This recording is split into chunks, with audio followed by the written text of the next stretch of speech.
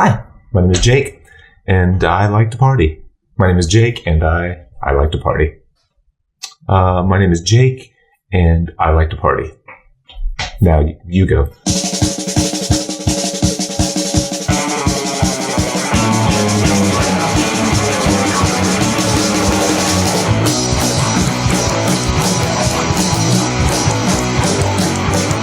Welcome to the Fireside Tattoo Podcast, the official podcast, the Fireside Tattoo Network.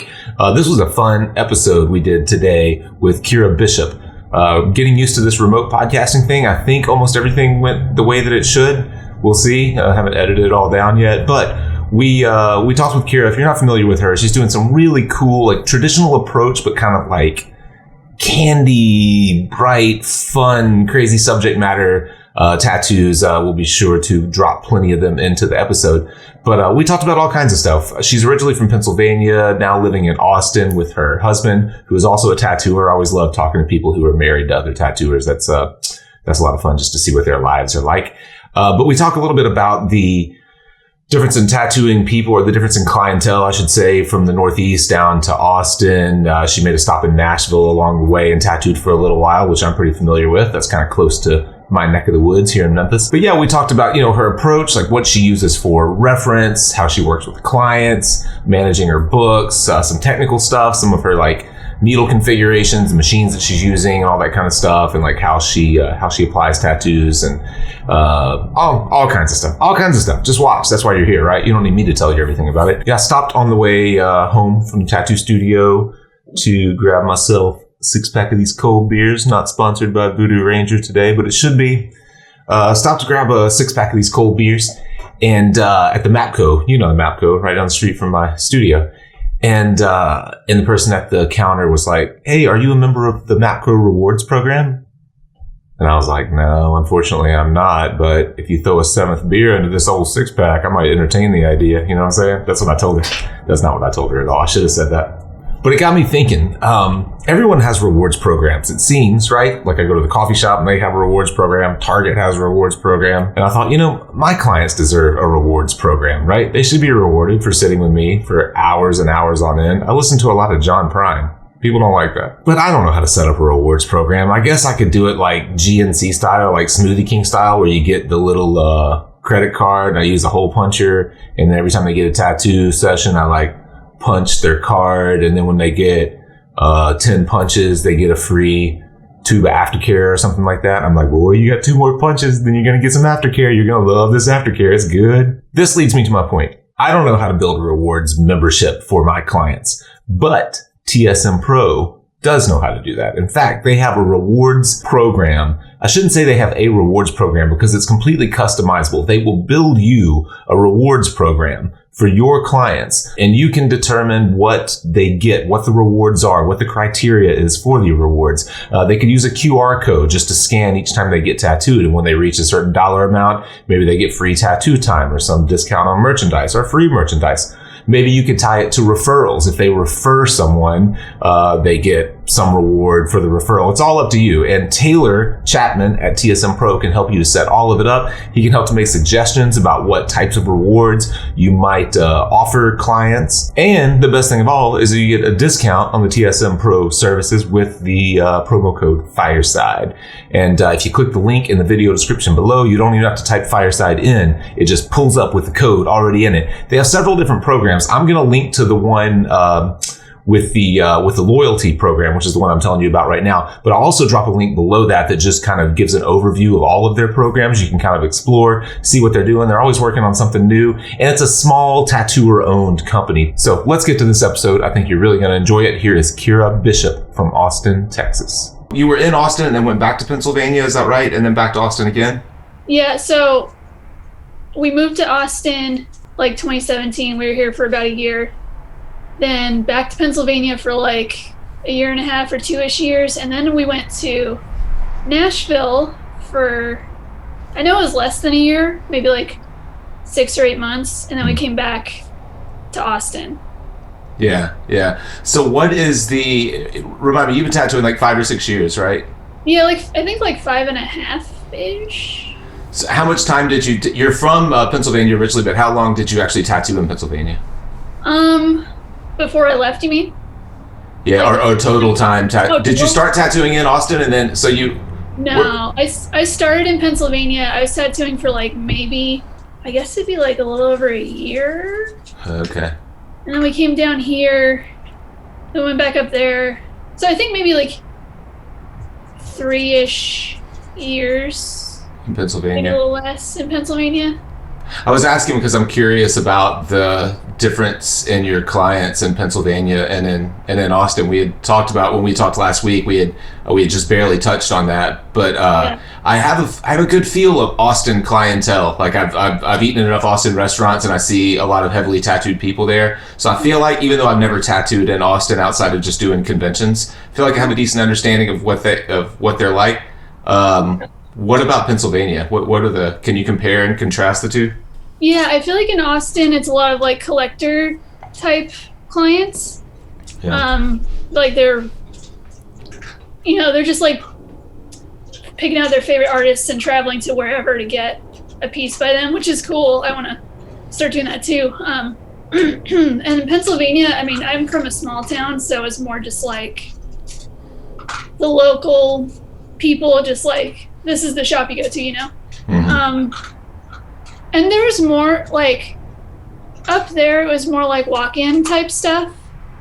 But here it's more like they're seeking you out for your specific style. Mm-hmm. Like I had that up there too. But there's just like, at least the shop I'm at now, there's a little less of like just the standard walk-in thing. Which like I was fine with either one.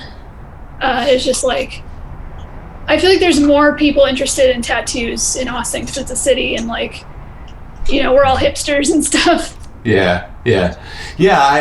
It's funny that you mentioned that a lot of people in Austin are collectors and are looking to get, they'll travel to get tattooed. I remember having a similar conversation with Nick Baxter once, and he's been tattooing in Austin for a while now. I would guess at least 10 or 12 years, maybe longer. But he came from the Northeast too, from like Connecticut, and there was a point in time where he had no clients in Austin. He had been tattooing in Austin for like 5 years, but every single client, every piece he was working on, and I don't think this is true anymore, but maybe 5 years ago, every piece he was working on, the people got on a plane and flew to Austin to get tattooed. And I remember thinking like, how weird is that you're in such a big tattoo town where like, I mean, everyone in Austin is tattooed, and Nick's one of the great tattooers and one of the most well-known tattooers in America. But like, no one in Austin was getting tattooed by him because I always had the feeling that it was more of a traditional tattoo town, and he did such painterly, kind of like multi-session, multi-layer type of tattooing that maybe it just didn't appeal to the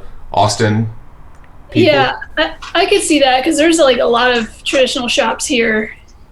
And like when I was looking through like the hashtag like Austin tattooers or whatever, it was like mostly traditional, which is cool. I love traditional. Mm-hmm. But yeah, I could see that being a thing. That's a good transition because we're talking about stylistically, I'm kind of flipping through your portfolio, and I've done this a few times lately, but you have from a subject matter standpoint, it's not traditional at all, but your approach seems to be a pretty traditional tattoo approach. Yeah, what I learned, I started out doing more like American traditional before I like developed a style because I didn't really know what I wanted to do yet. But I was following a lot of people like Kelly McGrath and like Keely Glitters. I'm not sure of her last name. I know everyone's like Instagram names and like Gold Lagrimas and like all those people that were doing like, it all looked like sparkly and like Lisa Frankish. And I really liked that. I was just like, and I was even as a kid, I was like obsessed with Lisa Frank. I look like I'd be doing like really gothy blackwork stuff, but it's the opposite. Like on the outside, I look like that, but the inside, I just want to do like rainbow art all the time. Right. But yeah, that's just sort of how it happened. I started like picking up little tricks and like happened. Yeah. Slowly.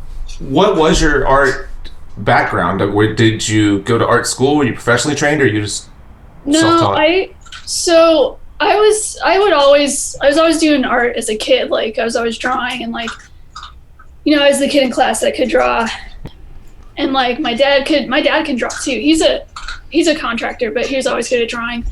And my grandparents always had me like, I was their only grandchild, so I was super spoiled. And they always had me in like art classes, and they're always buying me like art supplies and encouraging creativity like that. Mm-hmm. So it's just always, I've just like grown up with it. And, you know, I wasn't great at drawing when I started apprenticing. But I guess it's like everything you do it, the more you do it, the better you get at it.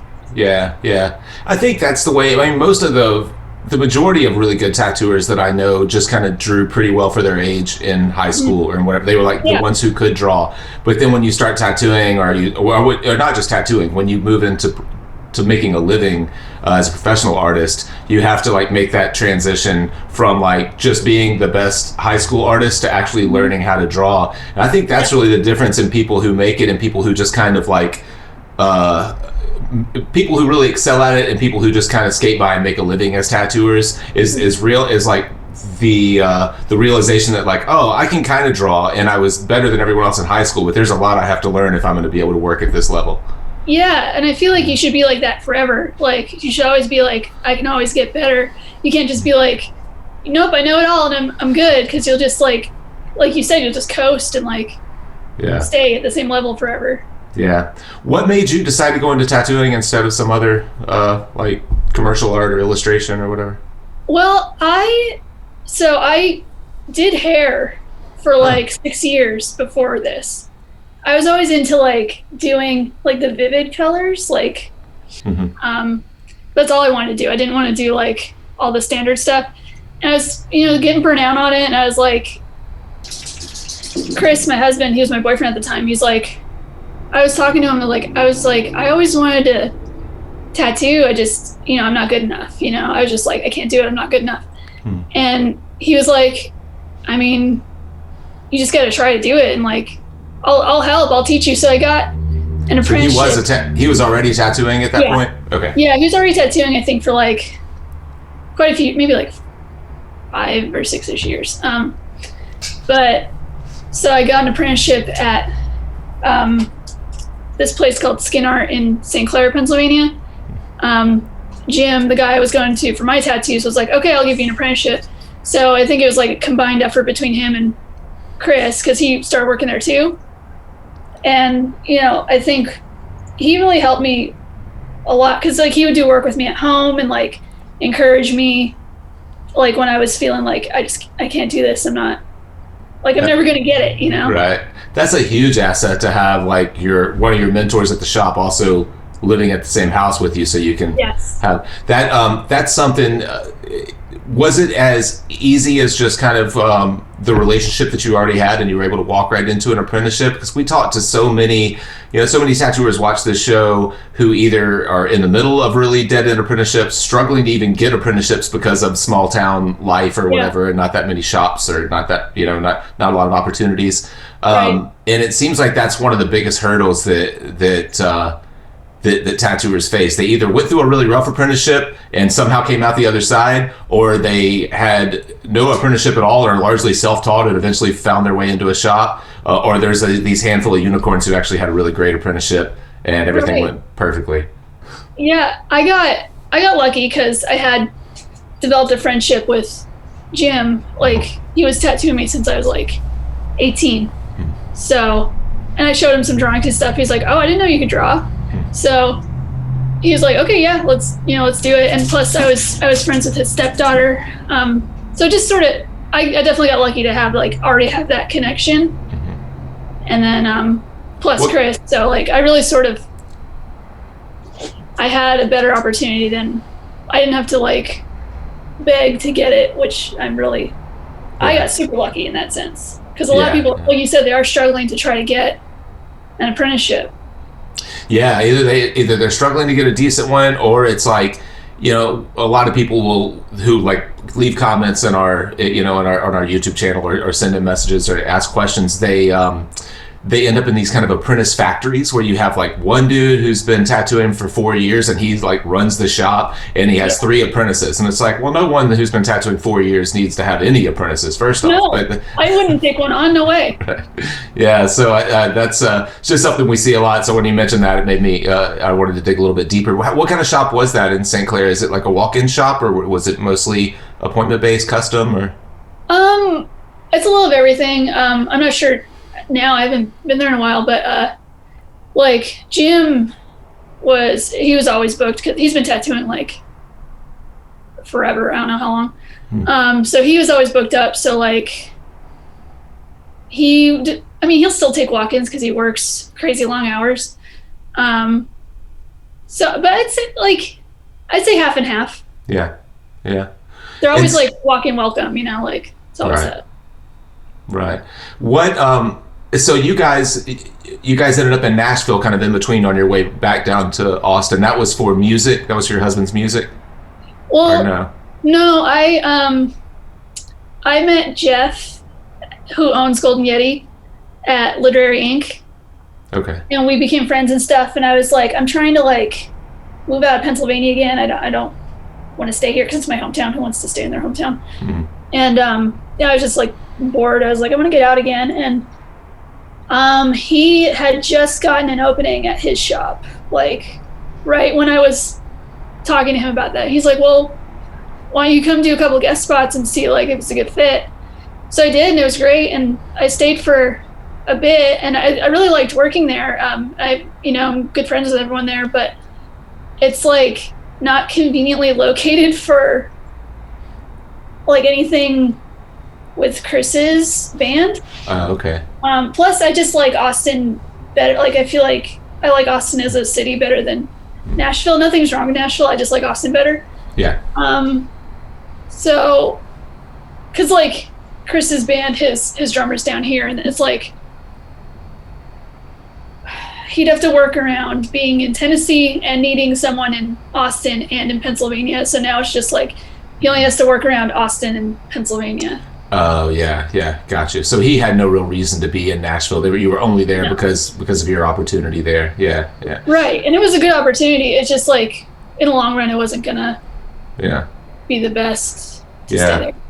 Yeah, Nashville. I mean, I'm in Memphis. I was born and raised in Memphis, which is about two and a half hours south of Nashville. So we've spent my entire life. I've been back and forth between Nashville, and it has really turned into an Austin. I mean, it's just blown up over the last several years. I don't love it. I like old Nashville before it got so crazy and expensive and like packed with it's just there are kind of like Austin. You can't look in any direction and there aren't like 4 cranes in your line of sight. It's like, it's crazy. Like Austin's changed so much. Even in the few years we were gone, I came back and I was like, oh, yeah, nuts.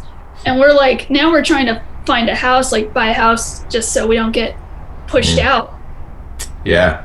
I remember years ago, when we talked last week, leading up to this podcast, I was telling you about getting tattooed by Jeff Ensminger down there. Do you know Jeff at all? Do you know who he is? He worked, he's been in Austin for a long time, and he and Nick Baxter had a studio together for years, and then Jeff went to, oh man, I know the name of the shop so well, and now I'm just drawing a blank.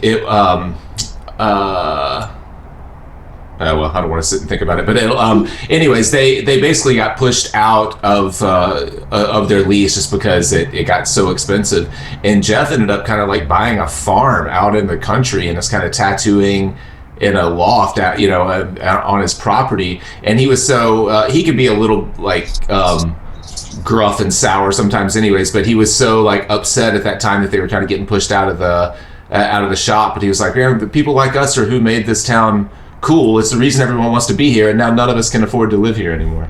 Yeah, it's crazy. Like right now, the inventory on houses apparently is like there's nothing, and people are offering like ridiculous amounts over asking.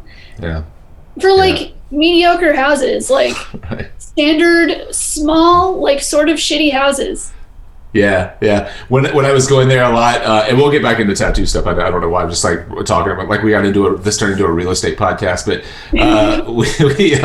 when I was going there, and I would stay in Airbnbs, kind of off of South Congress, like the neighborhoods just like right along Congress. It was so weird because like I would stay in an attic. And then if you looked out back, there would be like 2 Airstream trailers. And then this really weird, modern, tall, contemporary house that's like built in the backyard of this bungalow. And it's like, does code enforcement or like, do they not even come and check on any of this stuff? Because you're building the most like bizarre combination of structures that don't have anything to do with each other. And they're just like all piled on the same property. Yeah, none of it makes sense. Yeah. So weird. All right, let's get back to tattooing. Enough about. Well, you can tune into the real estate podcast another time. So I'm gonna let's jump back into how your style developed, and then also I'd like to talk specifically about how you work with clients. Like, are you meeting and doing a lot of consultations and designing pieces with clients, or do you create a lot of things and create a lot of designs and just sell them as one-offs? So I do my consultations over email because a lot of people are driving into Austin and it's like, I'll make them make a trip for like a 15-minute conversation. So I do most of it over email and like have them send me reference photos and all that. And I'm like, okay, what do you like and don't like about all this? And it's usually fine. Like most of the time they're like, I've seen your stuff, just do this is what I want, do your thing. And I show them the day of, and it's most of the time fine. But I usually have a cushion where like if I need to redraw something, unless it's like the entire thing, but if I need to change some things around, I can, I have that time. Yeah. Do you most everything looks like it's kind of, palm size a little bigger, kind of, or a little bigger than that, but kind of one-shot stuff. Is that what you prefer? Do you have any like desire to move into doing this on a larger scale, like multi-session stuff, or do you like starting and finishing a piece in one day? I do like the instant gratification of like, it's done. One shot. I love that. But I have been taking on larger stuff lately, and I like that too, because like, I don't know, it's just, you have more room to work with and you have more time to plan out what you want to do with it, and like it looks more impressive when you do like a full sleeve. And I do like that, like, the works are like, I already drew it, I already planned it out, I can just go in and like color all day. I like both. I want to keep it pretty even, like big stuff and like one-offs. I like that. Yeah. Do you get, because I mean, like you said, you've only been tattooing for about 5 years, and the style that you work in, it depends on everything being like technically very solid. Like your lines have to be real clean, your colors have to be real saturated, and your blends have to be nice. Doing one-shot stuff, do you get to see your healed work all that often, or how did you get so proficient so quickly? Do you make it a point to see stuff after it's healed and see what's working and what's not working? Yeah, I do. I usually ask, like, I'm always like, tell me how it heals, or like send me a picture or whatever. Some people forget, but like, or like if people come back, I get to see it in person, or some people are getting tattooed by other artists at the shop too, so I get to see it while they're like getting tattooed, and I'll make a note of like if something fell out or whatever. But it's usually fine. Yeah. I always, I've noticed I moved several years ago to just doing larger scale work. And on one end, I thought it was nice to get to see stuff heal and settle in and get to make, get a second shot at stuff that maybe didn't heal as the way that I wanted or whatever else. But then the downside to that is I struggle to finish anything in one session anymore, because my it's almost like I became more hesitant maybe in my approach. I don't know why, because I'm always used to everything being like a work in progress. So if I go and I'm tattooing at a convention, I found that my least favorite work comes out of conventions because I have to finish it. And it's like, if I just had 4 more hours, that would be done, So that's the struggle that I feel like I've had moving to larger scale stuff. And I think I could really benefit to coming back and working more in a traditional style like that. Yeah, it is nice. But I have been liking, like I have a sleeve going on and stuff. I have been liking being able to go back in and like fine tune it. Yeah. I do like that. Yeah. Like, I get another shot at it. Right. Yeah. And I always feel like I remember years ago, before any kind of podcasting or anything like that, just in the magazine days, reading something with Guy Aitchison, and he was talking about how if he just has another session, he could always make his tattoo better than it was at the last session. He's like, I could really work on these things perpetually because I can always do something to sculpt it a little further. Of course, bioorganic and creating all the atmosphere and texture is a different style, a different type of tattooing. But that made me feel a lot better because I always, at that point, I felt like you had to outline it, do your gray shading, do your color work, and then you were done. You couldn't touch it anymore. And that was the first person I had ever heard say like, nah, I could just continue to work on them indefinitely. Yeah, that is nice. Yeah.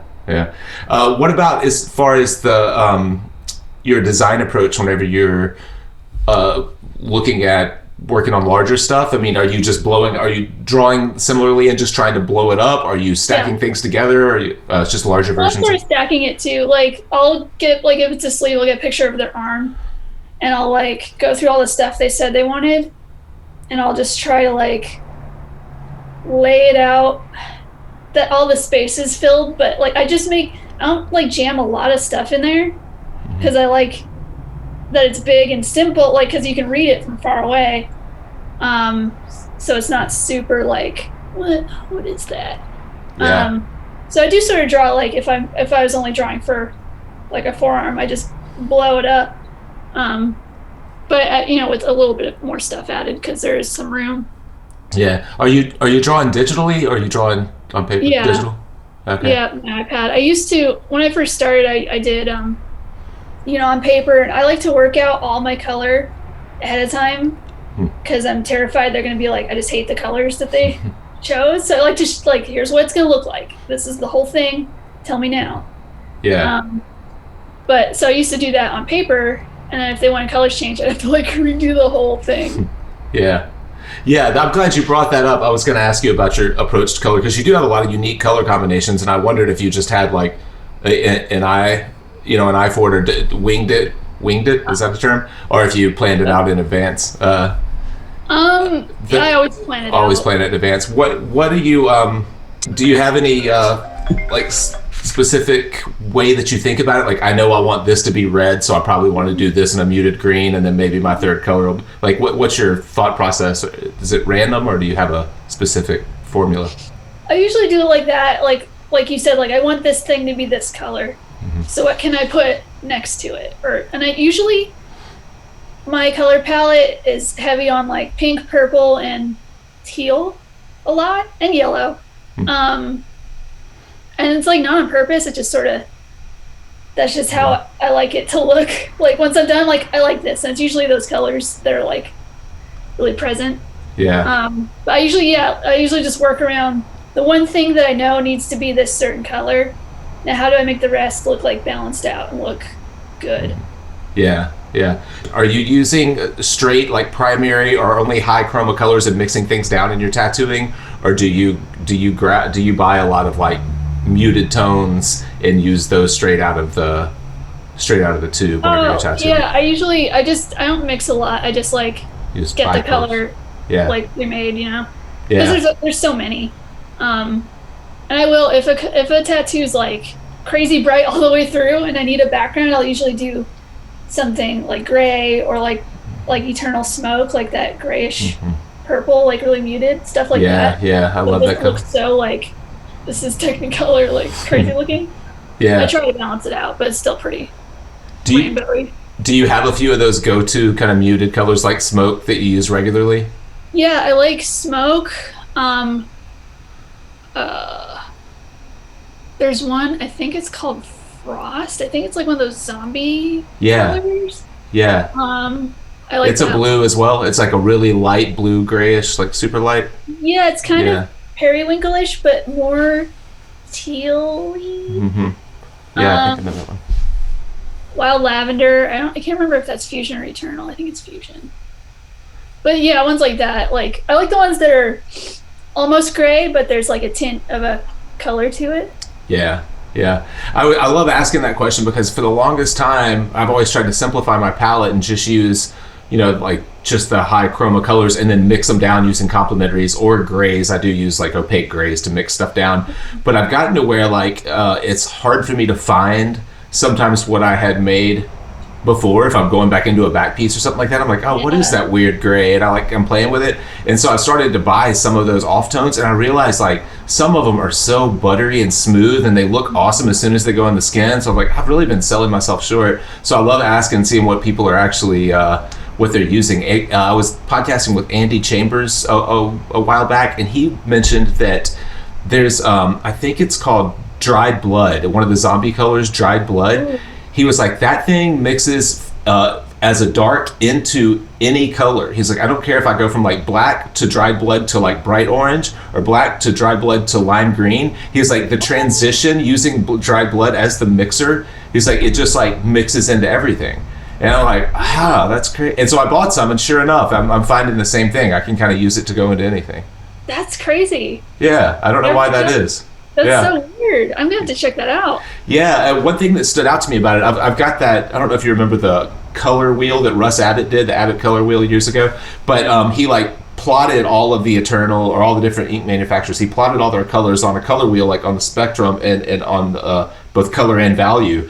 And if you look at dried blood, it looks like it's kind of a red-ish, like purpley red. But if you look at it on Russ's color wheel, it sits closer to the green side. Like, it's really dark, but it sits closer to green. I'm like, that's weird. If you break it down like scientifically, it's green. But if you look at it in the bottle, it looks kind of purpley red. And Andy was like, I think that's why it mixes to everything so well. It's almost like a perfect black or something like that. I'm looking that up right now because I'm so curious what it looks like. Yeah, it's really... Okay. It's super dark. You should just buy a bottle of it and try it, mix it into something, and see if you have the same result. It's pretty cool. I always ask this of people who have a more traditional approach. Do you like to go back in and play around and sculpt lines at the end of the tattoo, or do you do all your line work in color and be done? I try to just like get a good line one shot. But if there's one that's really bugging me, like, I'll go back in just a little bit, just like, just make this a little rounder, like make it a little smoother. I try not to do that a lot though, because I feel like I'm afraid of it falling out, or like, or just fucking up the line even more.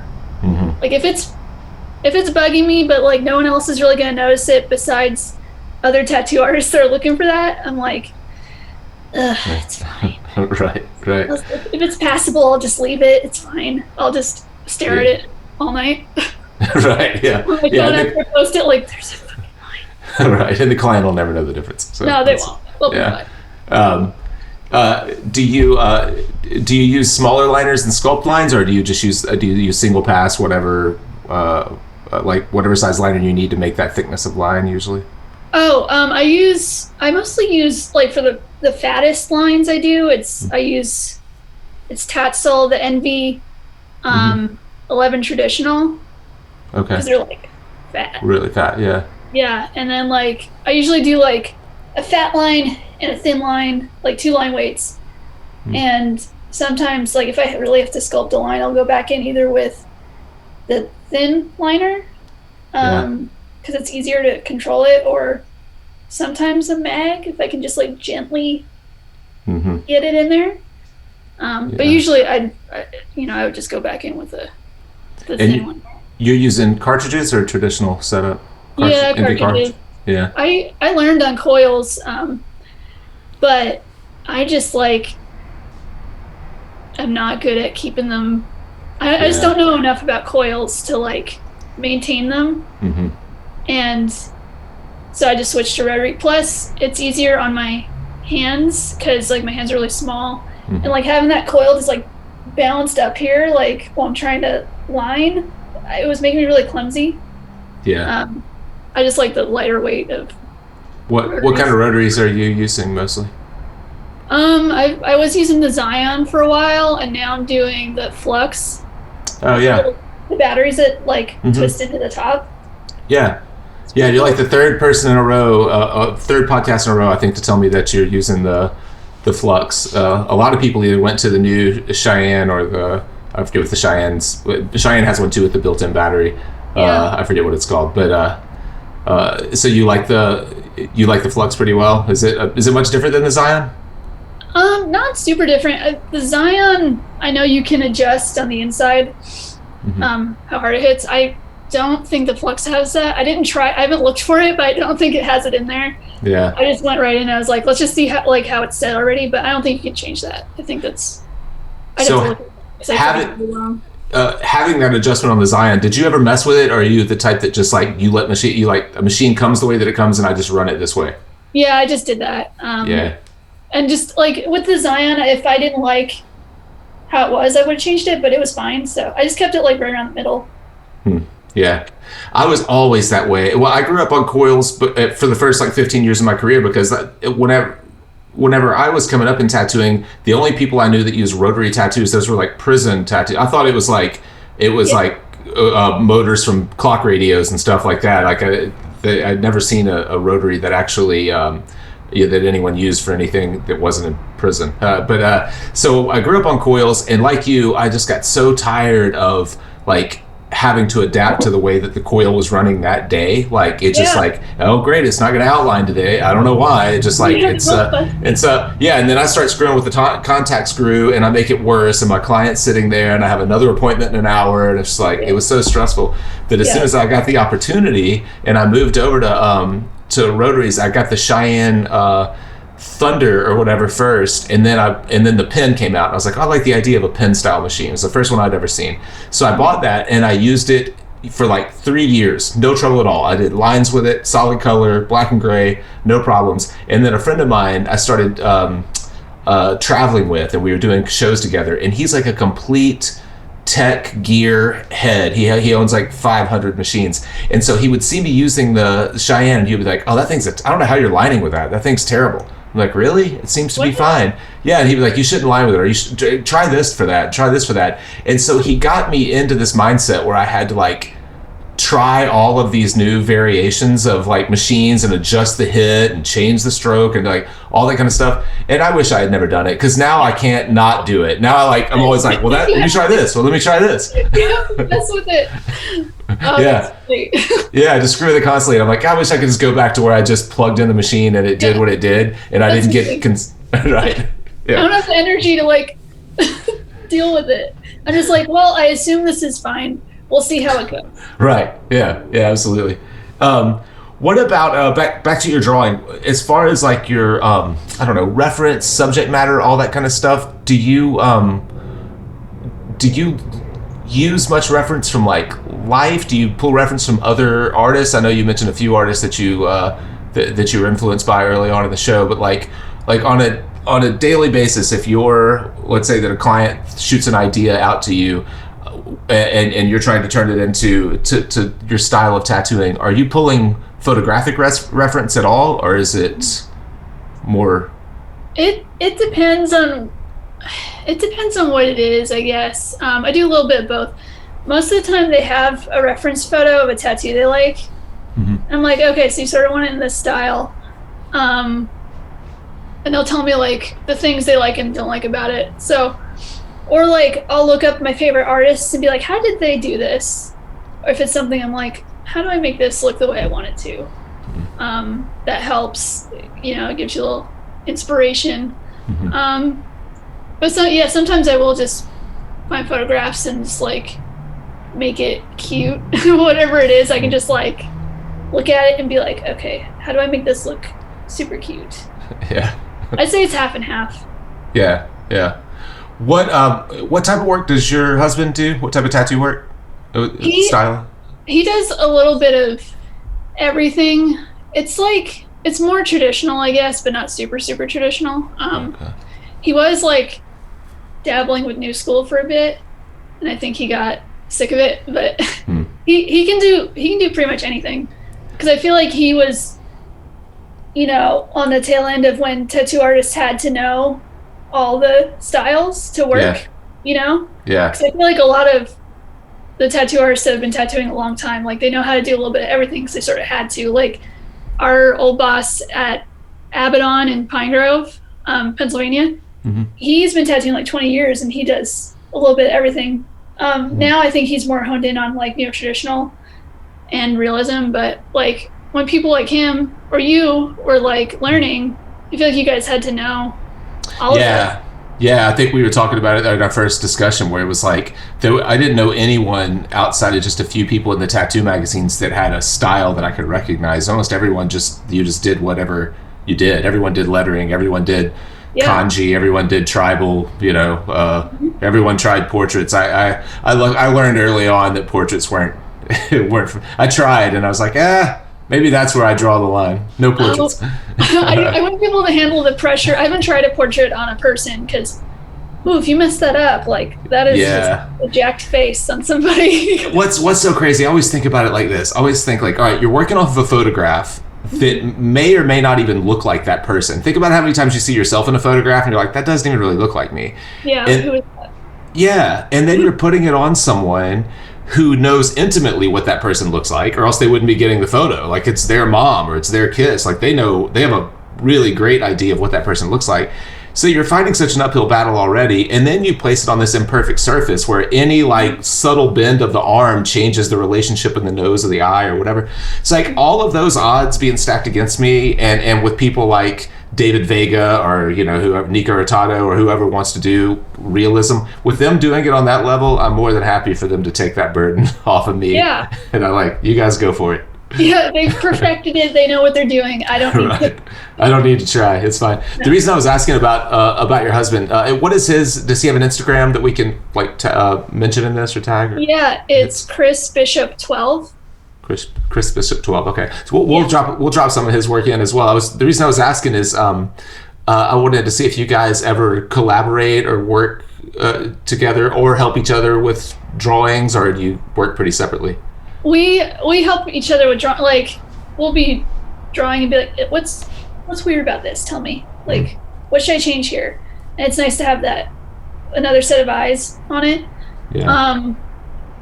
A few of our friends have been like, I want you both to tattoo me at the same time. It's like, okay, if you can handle that, if you can sit for that, we'll do it. Yeah. He used to help me a lot more in the beginning because I was so like, I'm still very new, but I was even more like, I don't know what I'm doing. Yeah. So he helped me a lot in the beginning for sure. Are you at the same shop now? Mm-hmm. With the two of you? Yeah, we were both at Abaddon in Pine Grove before we moved back down here. And now we're at Dovetail. Okay. Yeah. Dovetail. Where you've told me before, but where is that in Austin? What area? It's on East Cesar Chavez. There's two of them, but we're at the East shop. Gotcha. Okay. Yeah. And it's not. That's right. You told me there was two of them. It's not a huge shop. You said there were like how many artists there total? I think like 12. Okay. Or 13 of us. I'd have to sit down and count, but there's a lot of us. Yeah. How does it work? Do you guys? But you were talking about doing all your consultations through email. Do you guys have a front desk that helps with all that, or is it pretty much like just a booth rental and you deal with all your own stuff?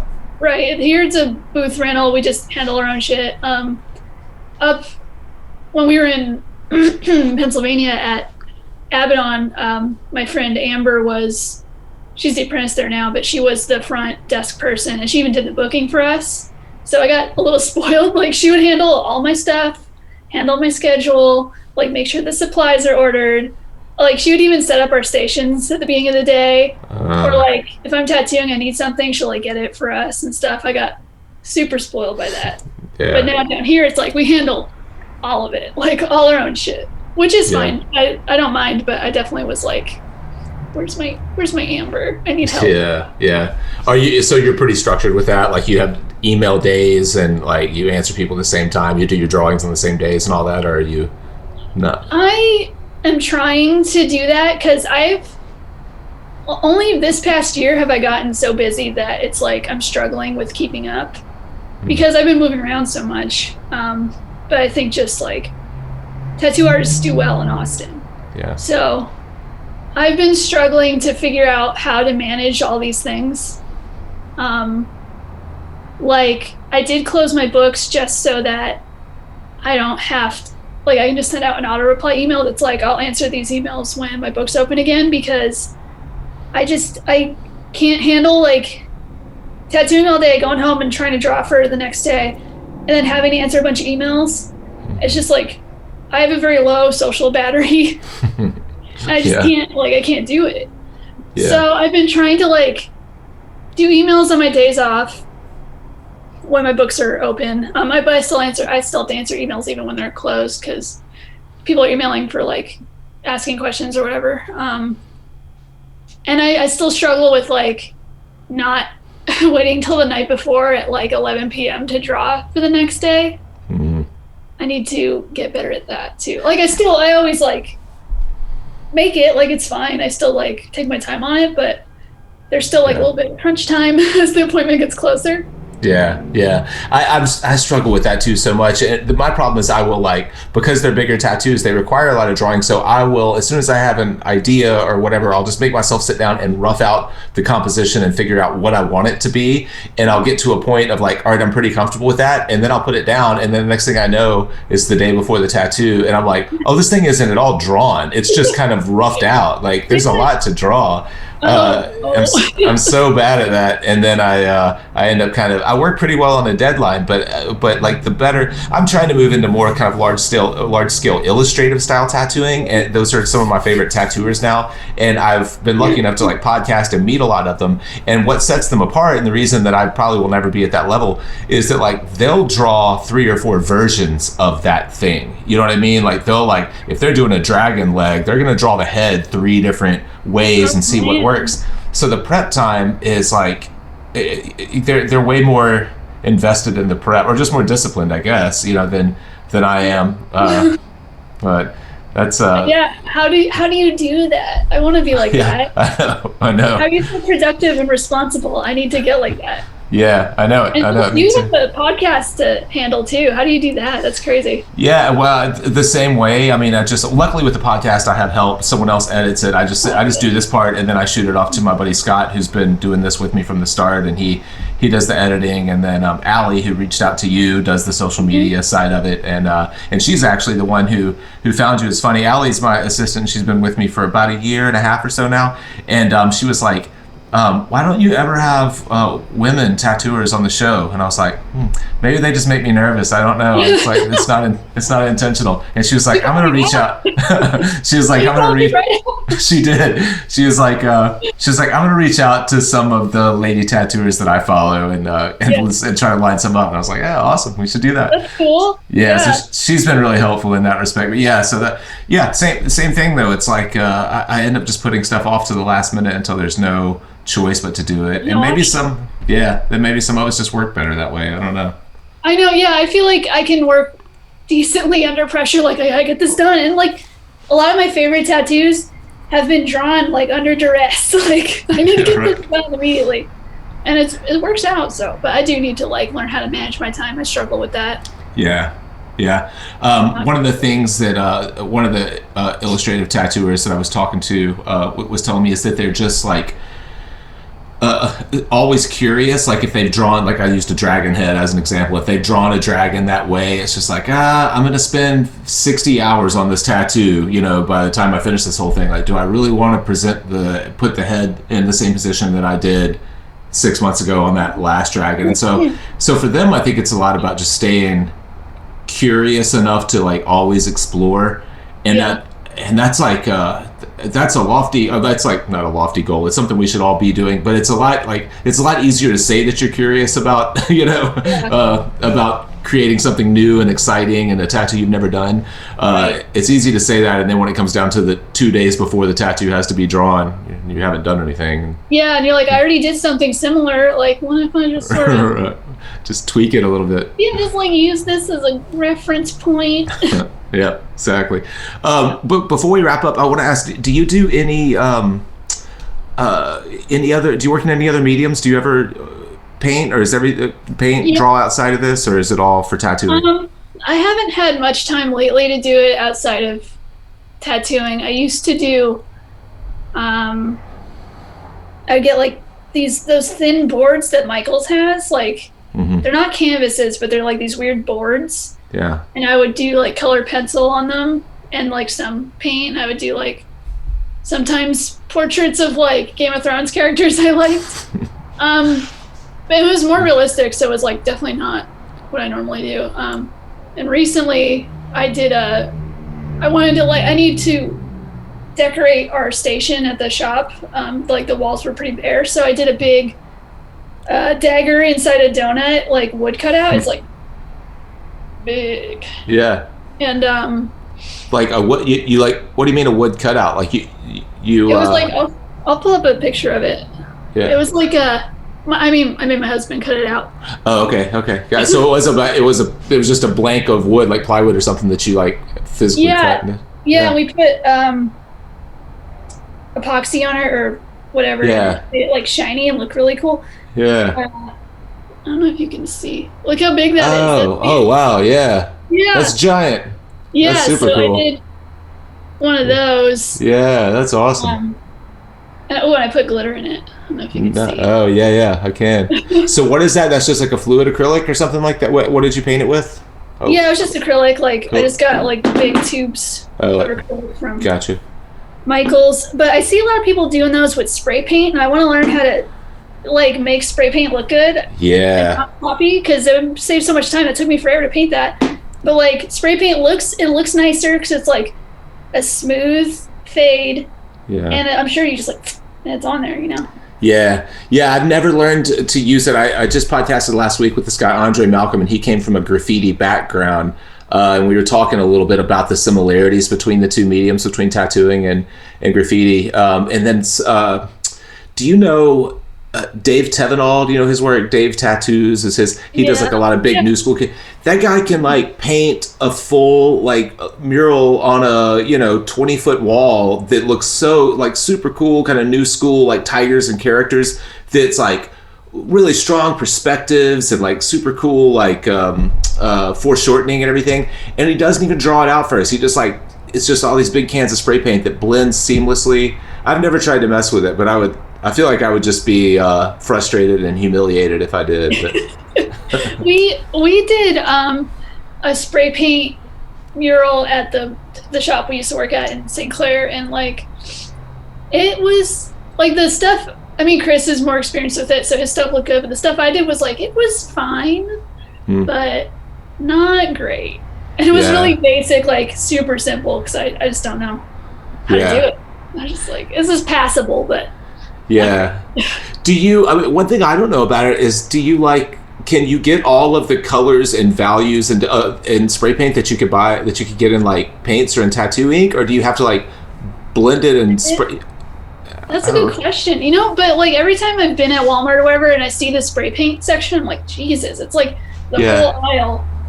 So I would assume you could mostly get every color. Yeah, I guess so. That's another thing I was curious about. I didn't know if you like bought it at Lowe's or Home Depot or Walmart, or if you like if there's like graffiti art stores. I'm sure there are. I'm sure there are tons of different tips and all that kind of stuff. Like better quality paint and stuff. I bet. Yeah. Sounds like a podcast I should set up with some graffiti expert to answer some of those questions. Someone write in and be like, I'm the graffiti expert. I will tell you. Yeah, that's the good thing about putting stuff on YouTube. Somebody knows, and they're happy to let us know. Yeah, that's cool. I like that we're in the age of information and we can all learn stuff so quickly. Absolutely, yeah, it is awesome. Before we wrap up, I don't want to take your whole Friday night, but if people do want, you said your books are closed right now, but if people wanted to reach out to you, do you have a waiting list? Is there any way for people to keep up and be notified? Or yeah, I have a Google form in my bio on Instagram. Okay. So like, I leave that up all the time so I can collect everyone's like. If they're like, oh, I want to get in, but like her books are closed, I'm just like, well, just fill it out. And that way when they open, I have you already on there. Yeah, like I haven't been able to get back to everyone just because emailing for some reason takes forever for me to get through. Like I can't do it. I don't know. So there's still like a pile in there that I have to answer, but I'll see it. Like I'll definitely see it and like reach out when I can. Yeah, that's the struggle with. I feel like returning emails. Like I feel like I need to type something that's specific and personal back to that person, and then everyone keeps telling me like, "Oh, you need to just have a handful of canned responses, and you can just respond with this email or that email." Mm-hmm. And it's like, yeah, but whenever I read what they like, when I read their inquiry or whatever, I don't want to like whatever those in that canned response isn't exactly what I want to say to that person. You know what I mean? So it's like I just overthink it. I guess I don't know. Me too. Yeah, someone's told me that too. Like just do copy and paste. I'm like, but I don't want to like seem like I didn't actually read it. Yeah. Yeah, exactly. That's the struggle. Well, we'll link to all the social media. Your Instagram is Kira Bishop, no numbers in yours. Oh, it's got 3 P's on the end. Yeah, because when I got married, apparently there's a plethora of Kira Bishops. So I was like, well, I can do 2 of them, but people will think that's just how it's spelled. So I did 3. It's like, surely it's not spelled like that. Right. Yeah. That was clever. I wouldn't have guessed it was spelled like that. So that's what your shop is called? What again? Remind me. Dovetail Tattoo. Dovetail Tattoo. So if you're in Austin or visiting Austin, I hope we're visiting Austin again soon. It's been too long. I really love coming down there. I love all the food. Love all the food trucks. Oh, it's so good. I love the breakfast at is it Magnolia Cafe? Is that what it's called? Oh yeah, I haven't been there, but I've heard it's great. Oh, their breakfast is so good, really good. Yeah, you need to get back down. Well, I'll let you go. I really appreciate you taking the time. It was great meeting you, and hopefully we can do it again sometime. Maybe meet in person. Do you ever do conventions whenever they're actually going on? Do you travel much? Yeah, I haven't done a ton yet. I've only ever done Literary Inc. in Hell City, but I'd like to do more. Yeah. So I want to get to more conventions and like meet more people, and I liked it when I went. Literary Inc.'s the one that's like in is it in like Chattanooga or someplace like? Yeah, I've never been there. That's in my home state, and I've never been to that one. I've heard a lot of people really like it. Chattanooga's beautiful. It's such a cool town. Yeah, and it's Harry Potter. Like I'm super into Harry Potter, so that's why I was like, I need to do this convention. But that one's fun. They've like all kinds of Harry Potter events, and I'm a dork like that, so I enjoy it. Yeah, that's awesome. Yeah, I need to do that. Which Hell City did you do? Ohio. Columbus, Ohio. Yeah, because my friend Jeff, the guy that owns Golden Yeti, he needed someone sort of last minute to like share a booth, and I was like, I'll do it, because it was only like a 6-ish hour drive for me, but I was like, why not? Like, I should do this. I should do another convention. Yeah, that's a cool one. Durham has been putting that on for so long. It runs super smooth, and it's a big one too. That one in Columbus is like massive. Huge. Yeah, there were 2. There's like one big main room, and then like there was like an overflow, another room. Yeah. With like a shitload of artists in there too. It was crazy. Yeah, the last one that we did, I guess, was last year right before COVID, and it was or maybe year before last, but they had a 3rd room even set up. They had like that giant room, an overflow, and then a second overflow. So it's just gotten like out of control big. He's got to put the brakes on it at some point, I would think. But it's pretty cool though that everyone wants to do it. Yeah, absolutely. Well, sweet. Well, I really appreciate you taking the time. I'm going to pull you back to my other monitor here so I can see. I really appreciate you taking the time. That was a lot of fun. Thanks for having me on.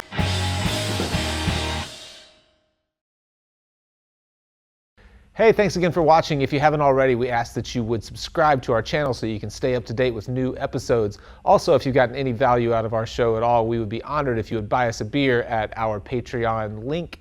And finally, if you'd like to visit our website and sign up for our newsletter, you can find out where we are going, if we're going to be in a town near you, maybe tatting at a convention or something like that. And while you're there, you can pick up some Fireside merchandise like a new t-shirt or a hoodie or a coffee mug. Thanks again.